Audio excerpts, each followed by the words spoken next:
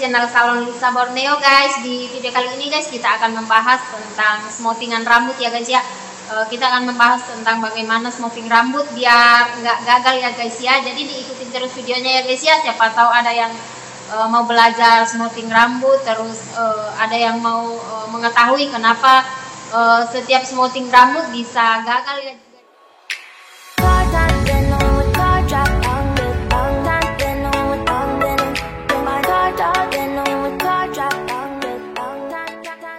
Jadi diikutin terus videonya ya guys ya.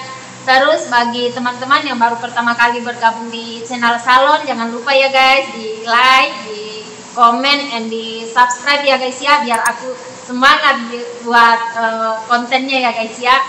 Oke guys, nah di sini kita bahas soal smoothing rambut yang biasa gagal ya guys ya.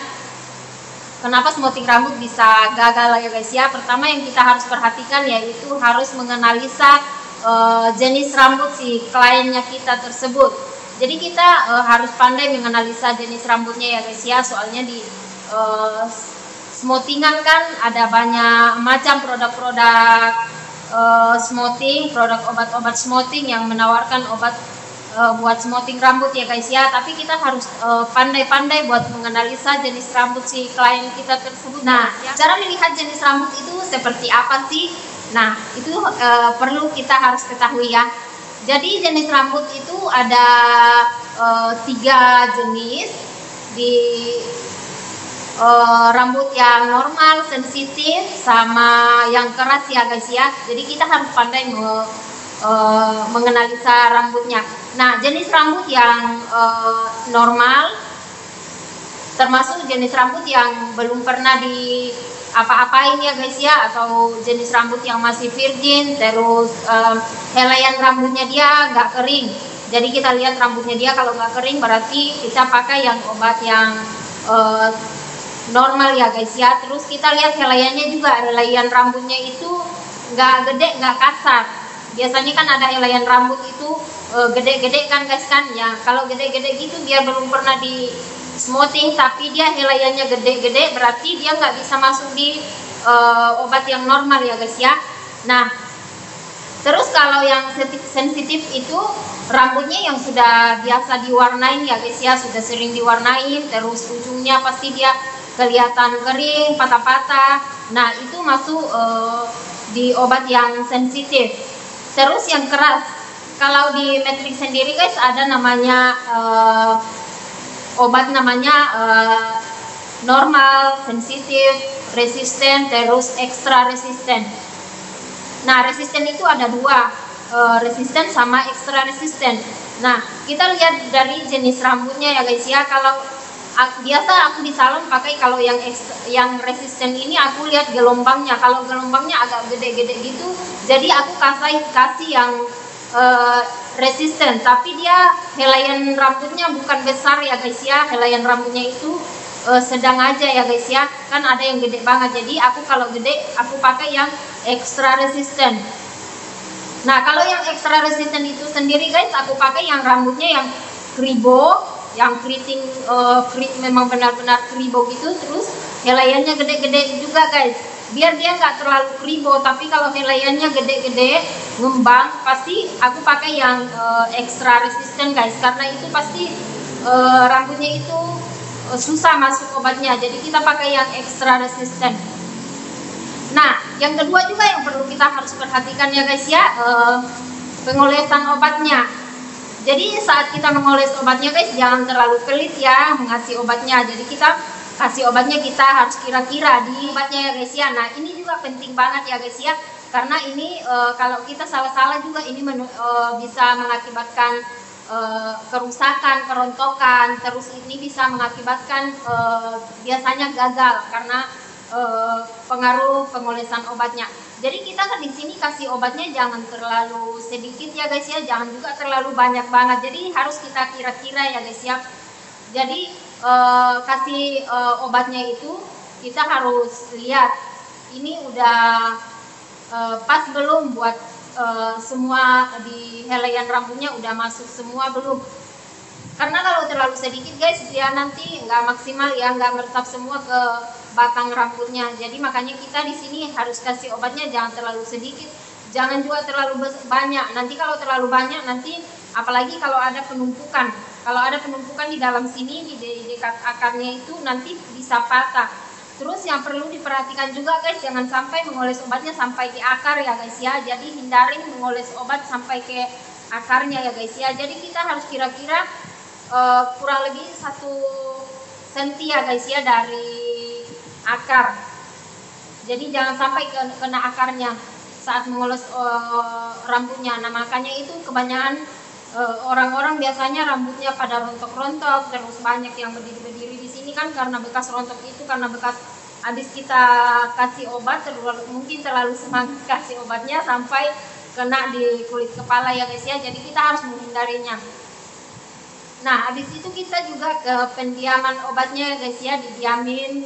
Kita di obat tersendiri kan pasti sudah ada aturannya, yang di belakang kan ada aturan pendiamannya berapa menit didiamin baru kita smoothing lagi. Tapi walaupun ada di belakang guys kan namanya rambut kan beda-beda guys, jadi kita harus cek juga ya. Jadi sekitar 20 menit kita cek lagi rambutnya, kita ambil 1 helai rambutnya guys, lalu kita tarik begini. Nah kalau dia sudah kelihatan kayak karet gitu, berarti obatnya itu sudah meresap ya guys ya. Lalu kita step kedua, maksudnya di smoothing.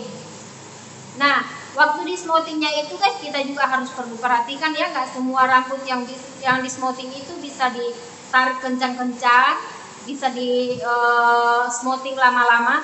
Nah kalau rambut yang udah sensitif guys, kita kasih obatnya kalau waktu di smoothing jangan dikasih obat lagi ya, karena rambutnya udah sensitif ya. Jadi kita tarik aja yang obat yang sudah ada kita kasih tadi itu, kita tarik dari atas, disisir, baru ditarik. Habis itu jangan juga terlalu dikencang di jepitnya ya, dijepit 2 jari jangan terlalu kencang ya guys ya. Nah kecuali kalau rambut yang resisten, ekstra resisten, ya rambut-rambut yang keras, baru kita tariknya smoothingnya agak lama ya guys ya. Baru kita diamin lagi. Kalau didiamin juga itu kalau sudah di smoothing sudah nggak begitu lama ya pendiamannya, paling kalau rambut normal sampai 25 menit, kalau rambut sensitif 15 sampai 20. Kalau yang ekstra resisten kita kasih ya, kalau ekstra resisten biasanya masih agak lama ya, kurang lebih 40 menit sampai 45 menitan baru dicuci ya. Nah di waktu kita cuci juga kita harus perhatikan guys kebersihannya ya. Kita memang benar-benar bersihkan yang bersih sampai nggak ada busanya keluar kalau kita cuci kan, baru kita selesai. Soalnya kalau ada obatnya, ada krimnya yang masih nempel di kulit kepala atau di rambut, itu yang menyebabkan rambutnya bisa rusak ya guys ya. Apalagi kalau nempel di kulit kepala itu menimbulkan ketombe. Jadi kita harus pastikan benar-benar bersih baru kita keringin ya guys ya. Baru selesai dicuci baru dikeringin. Nah waktu dikeringin juga kita perhatikan ya guys ya, rambut kalau sudah sensitif jangan dikasih suhu yang terlalu panas ya waktu di hair dryer. Jadi kita turunin suhunya waktu di hair dryer. Terus habis dikeringin jangan terlalu kering, sekitar 80% keringnya, baru kita kasih vitamin. Habis dikasih vitamin dicatok. Nah dicatoknya itu juga terlalu penting ya, sangat penting guys, karena kalau catoknya nggak matang, nggak benar-benar lurus, itu yang menentukan nanti hasilnya ya guys ya. Ini juga penting guys, kita harus perhatikan. Jadi kalau catok rambut ya guys ya, catok rambut normal sensitif sama yang keras itu beda ya guys ya. Kalau yang normal kita kasih panasnya kurang lebih 180.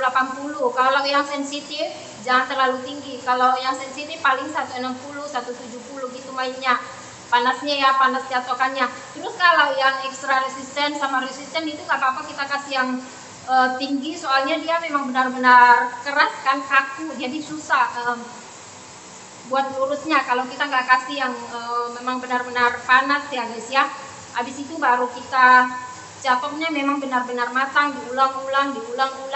Kalau yang keras ya guys ya, kalau yang keras harus berulang-ulang. Tapi kalau yang sensitif jangan juga terlalu berulang-ulang kali ya, dia nggak sama dengan